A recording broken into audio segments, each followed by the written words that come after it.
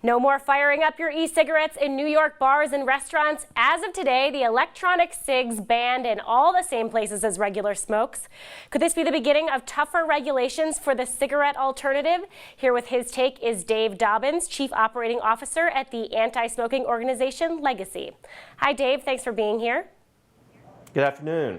So this New York ban going into play today, the same day a similar ban is taking place in Chicago. Do you think this is just the tip of the iceberg? Are we going to see more cities take this approach? I certainly think so. E-cigarette vapor in public places really is something that doesn't need to be tolerated. It's a chemical. It's probably safer than cigarette smoke, but that's the lowest consumer safety bar you could possibly imagine.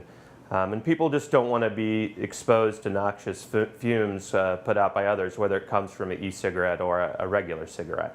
Now, Dave, your group has been focusing a lot lately on the effect e-cigarettes have on young people. When you surveyed young adults to see what they thought of the product, what did they have to say? Well, the problem is they're certainly interested, and it's for a reason. There's a lot of advertising going on, and much of it is from the old cigarette playbook of going places where kids are. So, it's no surprise there's virtually universal awareness of the product among kids, and some of them are curious, and we're seeing a real uptick of kids who are trying them.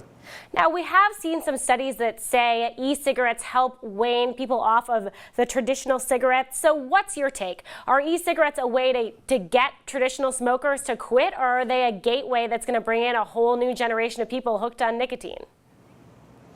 I don't think we know the answer to that yet, and I think the problem is e-cigarettes are being introduced into a market where we have the regular cigarette, the most deadly consumer product that's ever been devised.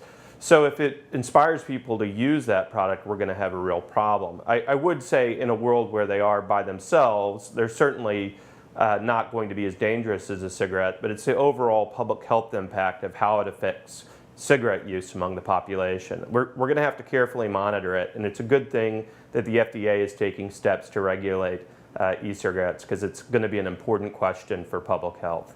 And of course, Dave, the FDA regulations for e-cigarettes fall a little bit short of what their regulations are for traditional cigarettes. What do you think? Should those two things be in line, or do we have to be a little bit more careful in how we approach regulating the e-cigarettes?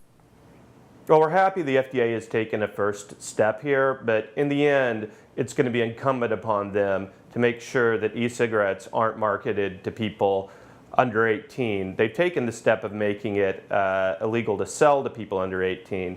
They need to stop marketing practices that are clearly directed towards youth, and hopefully they'll be able to take that next step expeditiously.